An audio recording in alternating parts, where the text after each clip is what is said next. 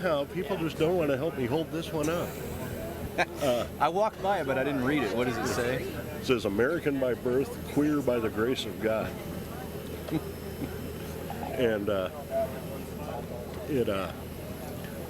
I've taken this thing down to Memphis twice to join in protests down there. There's a church down there, and it's a real interesting story. Also one that was all over MySpace last summer.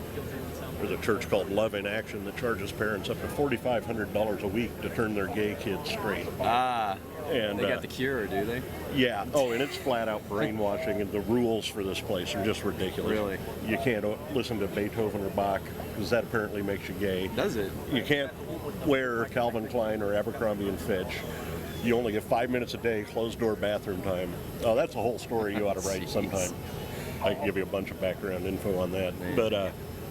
But yeah, for this thing, so I got in contact with them. I kind of tried to talk them out of it, just saying, and they were like, well, we're coming anyway. So I'm like, all right, I'm on board, and I'm right here in Topeka, and I've had a lot of experience with bands and with organizing stuff.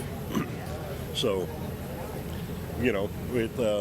we basically had a little over a week to throw this together, and there was just no way to predict how many people were going to be here. I was thinking it'd either be 50 or 100 people, or possibly 20,000.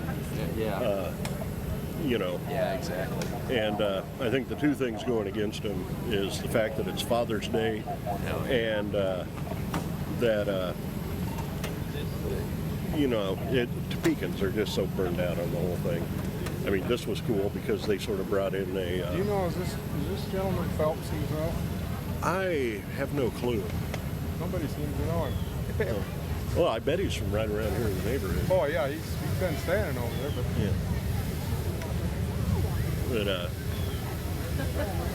But, I mean, it was... Yeah, because it was well publicized, as I understand it. Yeah. I heard some mention about it being on Stern's show. Did Stern do something there? Robert Pierce basically did 3 days in a row for it. Yeah.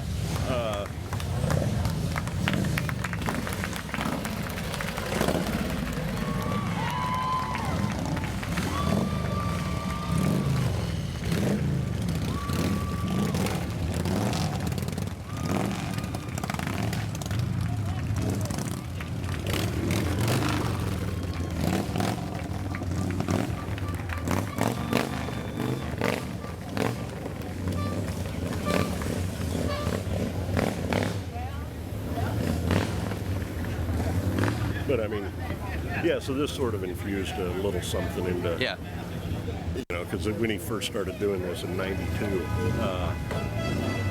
it was, kind of a big deal, and then people just get tired of it. Yeah, exactly. Hey there, how you doing? I'm good. Here's my other flag stand that's going to hold up the other end of my banner. Yeah, you are. That's why you're here, isn't it? Sure. Okay. Here's your end. You'll love this. What's going on? You're going to grab this. She's doing this on spec. Yeah. And you got to walk that way and pull it out sort of tight. What do we say? The guy that led the parade, like a big flag. He's originally from DC. He's originally from Topeka, but he's in town right now for Father's Day, and he's up there. Is he the guy in the Route 66 shirt? What's that? No, he's still holding the big flag. Well, yeah, I mean, okay. All right. just like we predicted, they got through like barely a song, and They got shut down. yeah, we're gonna go over to the VFW halls after this. But one thing I wanted to say was basically like, where the hell were these people in '92? None of them gave a fuck. It was only when it was soldiers that started, Oh yeah, when it was gay people, it was marginalized. Yeah, and it's like, as you can tell, the reaction to this banner is being. I've had two people that are like, no, I'm not going to hold that up, and so I always think that that's kind of amusing, and